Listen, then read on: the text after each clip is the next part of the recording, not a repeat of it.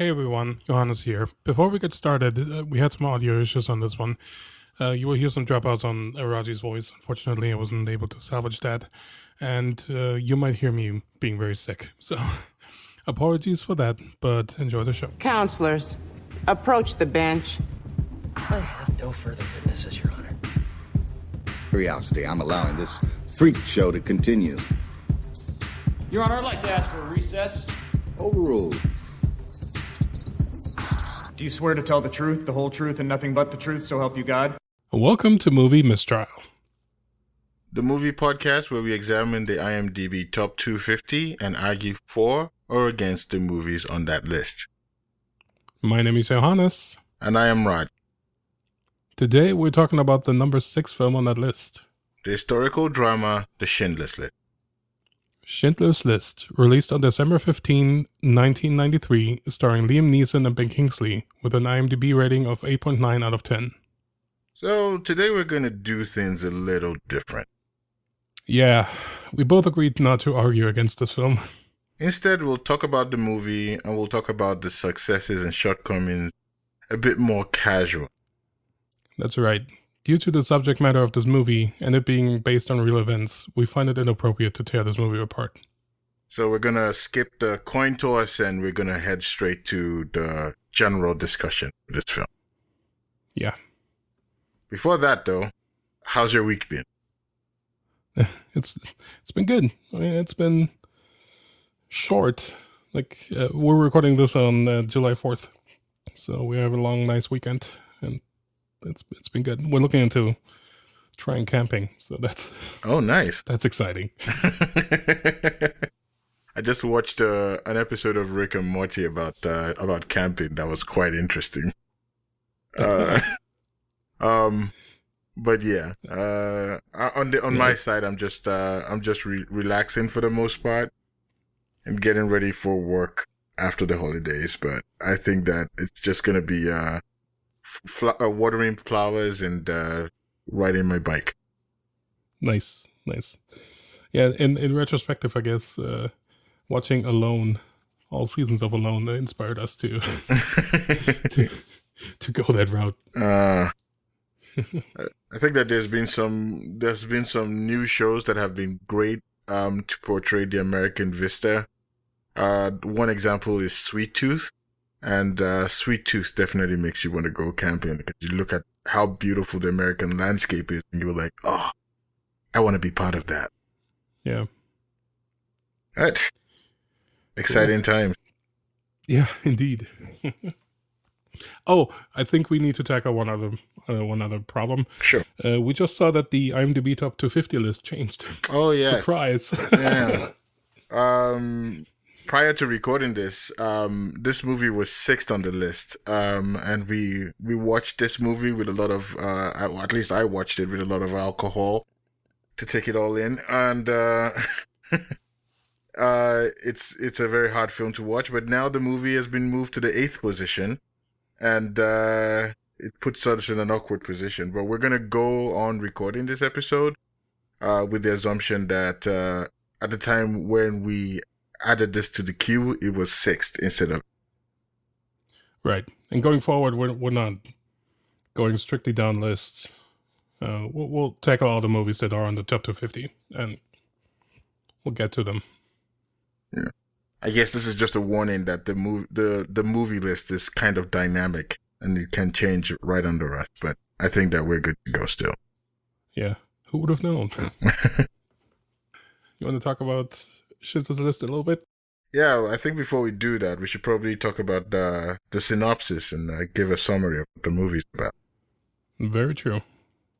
Synopsis, please. Businessman Oskar Schindler, Liam Neeson, arrives in Krakow in 1939, ready to make his fortune from World War II, which has just started. After joining the Nazi Party primarily for political expediency, he staffs his factory with Jewish workers for similarly pragmatic reasons. When the SS begins exterminating Jews in the Krakow ghetto, Schindler arranges to have his workers protected to keep his factory in operation, but soon realizes that in so doing he is also saving innocent lives. Your Honor, I'd like to ask for a recess. So welcome back, Johannes. I think you're going first in this today. Yeah. So let's talk about Schindler's List. Schindler's List is kind of a tough movie to watch to stomach, and uh, because it deals with the final solution of the Nazis very closely and kind of intimately, I think. And the movie portrays it in a very real way, I think, but also strangely surreal in parts, I think, due to the way that the movie style is very film noir. Like upon rewatching it, I was kind of taken aback by that a little bit because I found it a little distracting, the visual style of the movie. But I think I understand why, because it's just adding another layer of detachment from how real this is and how impactful this is. At least that's my interpretation of this. What do you think? I was actually taken aback by how it's a very weird film, like you say. And one of the things that really surprised me at the very beginning was there were lots of comedic elements in the film. And it's a very weird film to watch because you know what's coming. And you see Oscar Schindler being a ruthless businessman. He's going from one scene to the other, doing what he can to get ahead in the world that was changing in his world, to get ahead in the world that was changing around him. And he went about doing it in a very comedic way. For example, I'll give you an example. The typewriter scene where all the secretaries were coming and they all sat down and they were typing, and he's sitting down. He doesn't really care whether they can type or not. He just cares how beautiful they are. And he's staring at the beautiful ones, and all of a sudden we see a very proficient typewriter who knows exactly what to do, and we notice that he's not even paying attention to her. And at the end of the scene, we've had a lot of applicants. Who should we choose? And he's like, why don't we just choose them all? And he just gets all the beautiful ladies to become his secretaries. It's a funny scene in a film about very dark subject matter. And I think that the very beginning was done to kind of draw us in, and make us invested in the character. And it's a very interesting tactic, given the subject matter, and you know exactly what happens next. Yeah, I mean, Schindler as a character is fascinating to me because he's clearly. I felt like the movie was struggling a little bit with him because clearly he was very opportunistic. Like the real person. He was very opportunistic and trying to exploit the war. Then at the end, he did the right thing, right? But throughout like 2/3 of the movie, I felt like he's still on that very opportunistic, exploitative path. And I think the girl in the red jacket is kind of taking him out of that to a degree. And then towards the end, he has to break down and realizes he could have done more. So I guess my argument is a little bit, it struggles a little bit with portraying somebody who was in it for the money, clearly, but then who did something very heroic. I understand that he's not the only one that did something as heroic, but he was able to save a lot of people.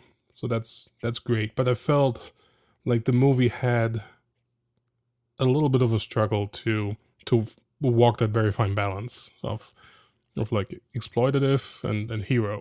How do you feel about that? I kind of agree. For like you said, almost 2/3 of the film, we watched Oscar Schindler be the exploitative person that he was, taking advantage of the situation, buying, taking all the money from the Jews to set up his business and saying that he's not going to pay them in cash. He's not going to give them part of the business, but he's going to give them pots and pans that they can sell in the black market. So he knew exactly what he was doing. Around the beginning of the film, when the couple gets kicked out of their home, they get moved to the ghetto. And just as they were moving out, Oscar Schindler was moving in, and he goes and he lays on the bed. And he just lays down there and says, "This is one of the most comfortable beds I've ever had." Meanwhile, the couple who got kicked out gets to live in the ghetto. And one of the things that the guy says, hey, I don't think it can be worse than this. And just as he said that, you saw 12 several of the families just walking through the door. And you can't imagine if you lived a life of opulence, having to get moved to the ghetto to live with so many other people in the same house. It's kind of scary to think of. What do you think about the way this movie handles color?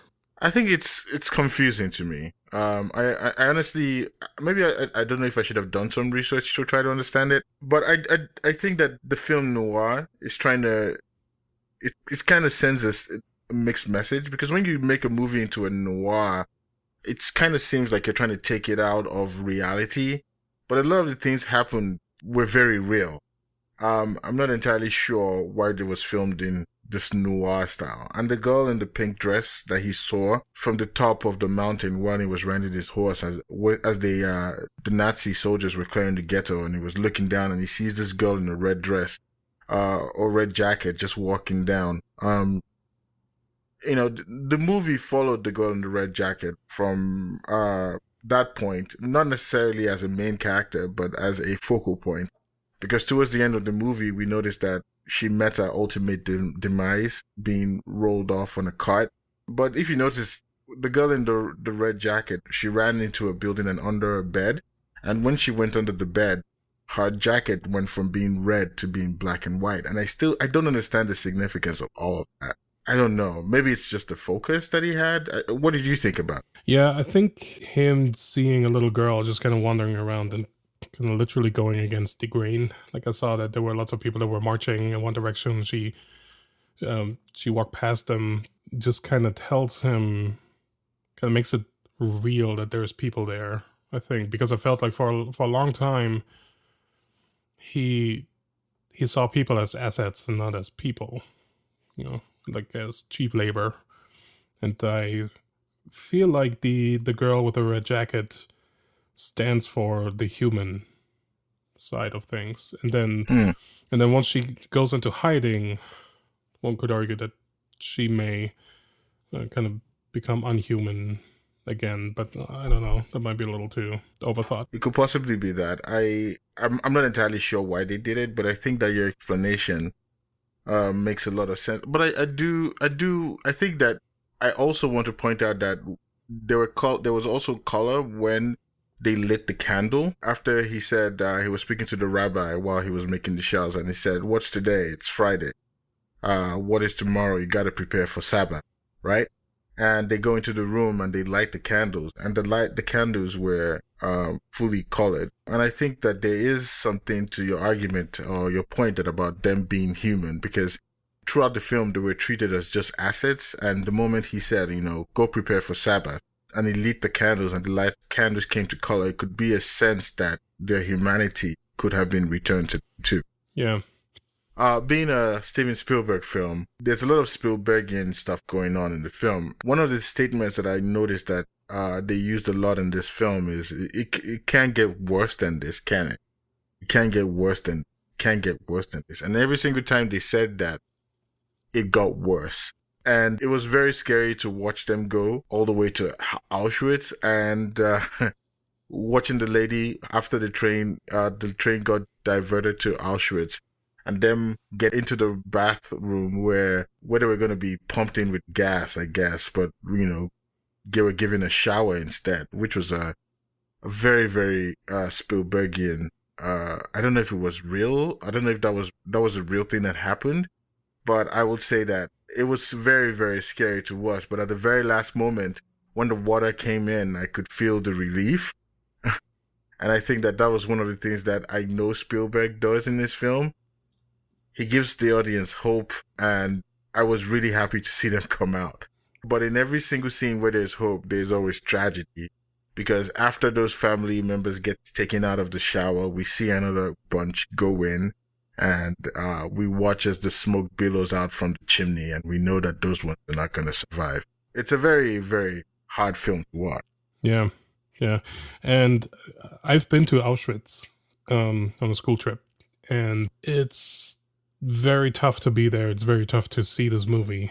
with kind of having been there as well. Because there's just so many people that went through this and did not come out alive. So many people. And it's incredibly sad. What you were saying, you don't know if that's true or not. I think a lot of this movie is based on first-hand accounts of the people on the list. And so I think a lot of that is pretty true. And I think there was a train that was mistakenly diverted to Auschwitz. But I don't think Schindler went to Auschwitz to freedom. I think he sent somebody else to go there. That's at least what I read. And again, that kind of goes back to the struggle that I felt to kind of propel him to be this heroic person versus the entrepreneur in a way, right? So I think the movie does a little bit of tweaking there to prop him up a little more. Yeah, I think that's what confuses me. And I think that's one of the things that I'm not entirely sure if that specific scene was there for dramatic reasons or it actually happened, that specific scene.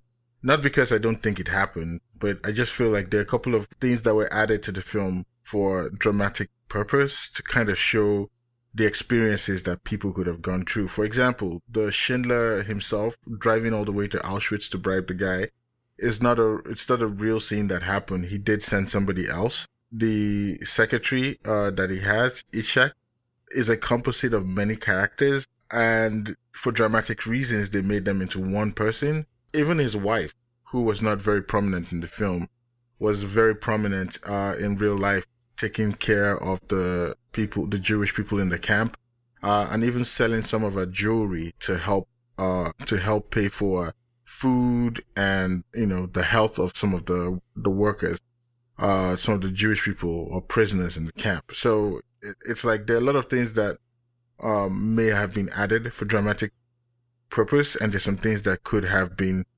simplified for dramatic purpose. So I'm not I don't know if the shower scene happened, but irrespective, I totally understand how crazy that could feel, especially when they had a discussion about it in the room where somebody told them like, hey, this is what happened. And everybody was like, why would they kill people? Why would they kill us? They need us. And they were put in that situation out of a mistake and scary. It would be very scary for anybody. I wanted to talk about something that kind of, as the movie went on, annoyed me more and more. And it's the use of language. And I understand this was made by an American filmmaker. I understand the bigger audience and the bigger market is English-speaking audience. But I was really annoyed by the mix of German and English. Like sometimes you would hear people speak English or German, and then English. Sometimes you would hear just random guards yell in German, but other German guards would speak English. And again, I kind of understand why, because we want to reach the biggest audience possible. But I felt it was kind of inconsequential in that, because this weird half-half kind of thing felt a little unfinished to me. I would argue it would have been kind of a lot more powerful movie had everything been in German or the respective languages that the people spoke. So I guess Polish and Yiddish and German, and then with subtitles. And I think the effect that would have had on the audience that's not speaking any of these languages would have been very powerful in the sense of disorientation, which I think a lot of the Jews probably went through as well, probably not being able to speak German in the beginning. I can only imagine. So, just kind of thinking that thought through though. And I think that could have been very powerful, but I also understand it's kind of distracting having to read subtitles. But yeah, I kind of agree with you that this movie would have been much stronger if we had them speaking German and the respective languages they were speaking. And I do agree with you that while you watch the film, there's a lot of weird intermixing of languages. Even the Russian guy spoke English, and it doesn't make any sense that he rides in and the first thing he says everybody understands. It takes you out of the movie. But one of the things that I would argue irrespective of the fact that how they were trying to reach a bigger audience, which I think is probably the main driving force behind making this English. I think that they wanted to keep the movie simple, and remove the complexity of language so that people can converse and everybody can relate to the character, which is also an argument against it, because if you don't speak English, you can't relate to the character. So maybe my argument is not correct. Clearly, it's been a very successful movie. It veers on the edge of nitpicking a little bit, I guess. It would just be tonally, it would be a very different movie if you went all the way into German and Polish and like the local languages of the time. And I think that would have a very different dimension to it, because it would have added a lot more realness in not necessarily a horror way, because a lot of that is already in this movie, but in a just kind of grounding way. No, I think that it would have also added to the level of confusion amongst the people who were being arrested, because I'm pretty sure a lot of people did not understand what was going on and what was being said, and they were in utter chaos and scared for their lives.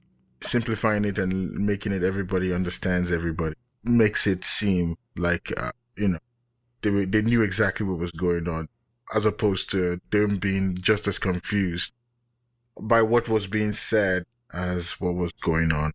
Yeah.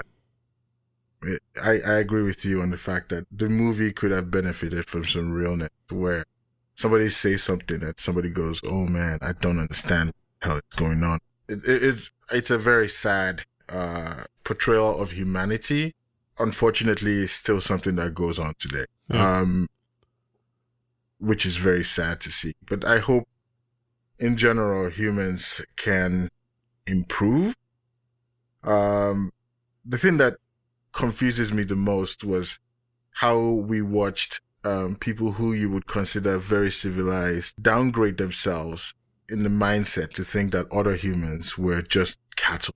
I'll give you an example. When Schindler in the movie goes to Auschwitz to get his workers back, the way they separated them was with this black tar, which they rubbed on their cloth to separate them from the other ones, which is kind of something that they do with cattle. And it's kind of disorienting to watch as humans are treated just like animals. Yeah. And, it's kind of sad too. Yeah, it's like the selection process in the yard when they had them run around in the yard naked, and then kind of selected people based on their fitness. It's so arbitrary, right? Like it's just. Yeah, it's and in that very scene that you also said when Schindler goes to Auschwitz, the head of the camp was just like, well, I can give you fresh ones tomorrow. There's a new shipment coming in, right? It's just like a commodity. It's sickening in that. Just to kind of bring my train of thought a little further with the languages, I think the thing we would have missed out had this been in German was the performance of Ralph Fiennes, and I think he's the strongest in the cast, at least in my opinion. And he plays Amon Goeth, kind of a power-hungry, flamboyant, conflicted person who's kind of in love with his housekeeper, but cannot admit that he is. And I was shocked to see he didn't win an Academy Award for this. He was nominated, but he didn't win. And I thought he deserved it. It kind of brought me back to essences of Heath Ledger in a very weird way. Just having a supporting actor kind of being the star of the show, at least for me. Yeah, I think for the moment he got into the screen, sitting in the back of the car with his stuff covering his nose, he definitely commanded your attention from the very beginning, and it was very difficult to look away from some of the atrocities he was doing, like the moment where he steps out of his house in the morning and gets a sniper rifle and starts shooting people that were unproductive.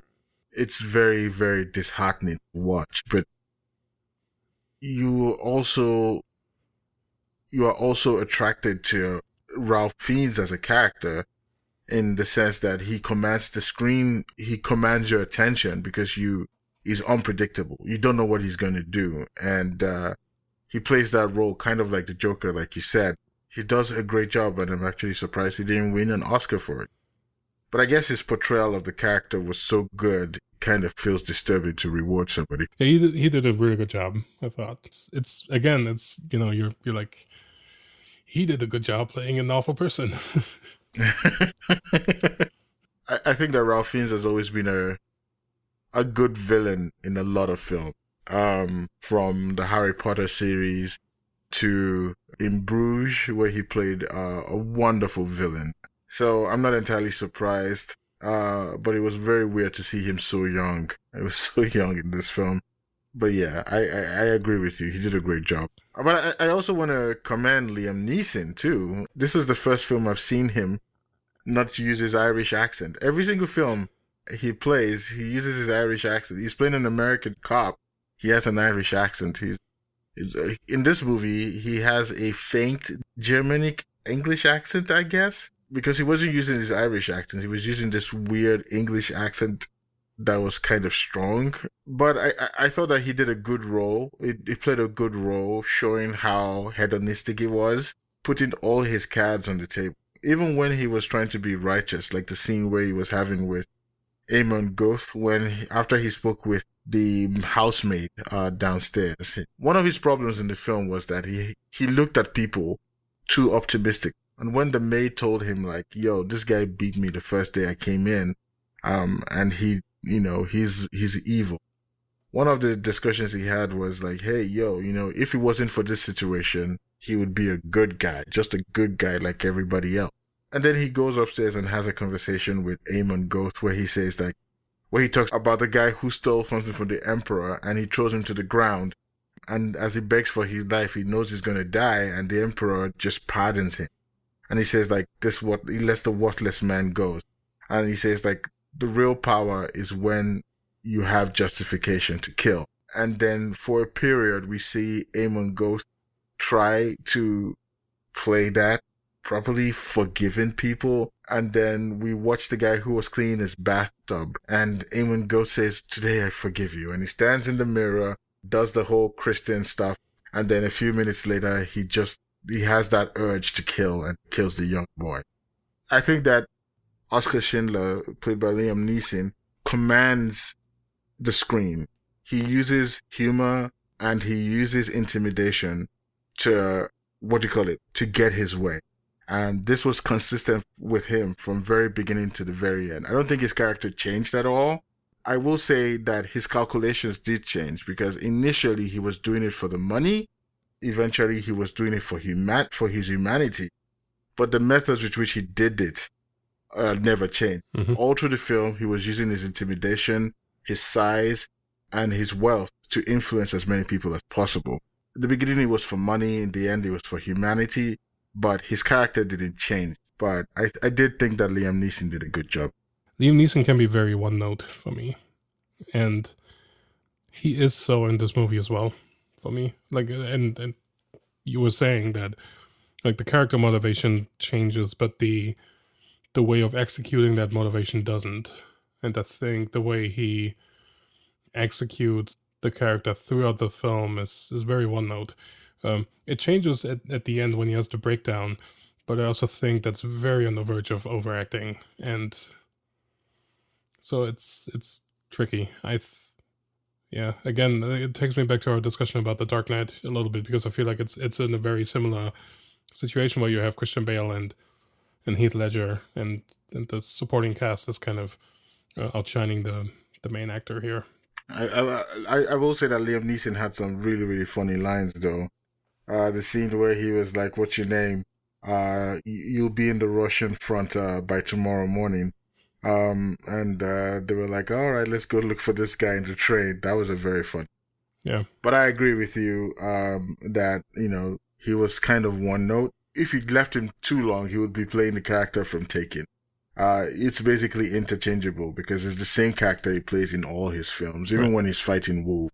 we should talk about the character that Ben Kingsley plays as well. I thought that, outside of the fact that I think he was the biggest influence on Oscar Schindler, because given the fact that he controlled the money, he was able to influence him in the right direction throughout and add a lot of humanity into what Oscar Schindler was doing by continuously making sure that he's aware of what he's doing. Mm-hmm. Like the moment where the one-handed guy comes in and Schindler is like, wait, why do we hire this guy? What is he essential for? And the guy was like, he's essential. He's essential. He's essential. He was the one who did the most good in this film. And he was also the person who validated Oscar Schindler. But when he said, this list, it's an absolute good. The list is life. All around its margins lies the gulf. And basically he was talking about the fact that everybody who was put on Oscar Schindler's list was going to bring about generations and generations of people. And he was the one who validated everything. Yeah. He did. So he played a great role and great supporting role. I agree. Further, kind of making my point that the supporting cast is stronger than the lead here. Yeah, I don't have anything else. Okay. Do you think that this movie deserves to be on the list? I do. I think it's important to watch this. Well, not many people know this probably, but I'm from Germany, so there's a lot of guilt already, and I've seen this movie a lot in school. But still, I think it's very important because it's a constant battle to not have this happen again. And, I feel like the world kind of moves in and out of tendencies that kind of move more towards this. And I think it's important to be aware, like, how this can blow up and how dangerous this is. So I think it's very important to watch this at least once in your life. I absolutely agree. It's one of the great human tragedies that we don't learn from our mistakes, and we often relax and do it over again. And I think that reminding people of the evil that we can do is very important to curtail. All right. Where can people find us? Well, they can find us on Movie Mistrial on Twitter, Instagram, and Facebook. They can also send us an email at contact@moviemistrial.com. Next time, we'll talk about Lord of the Rings number 3. The Return of the King? The Return of the King. We'll talk about the theatrical cut. Yes. So we're looking forward to going back to the normal format next movie. Hope you have a good week and enjoy your time. Take care.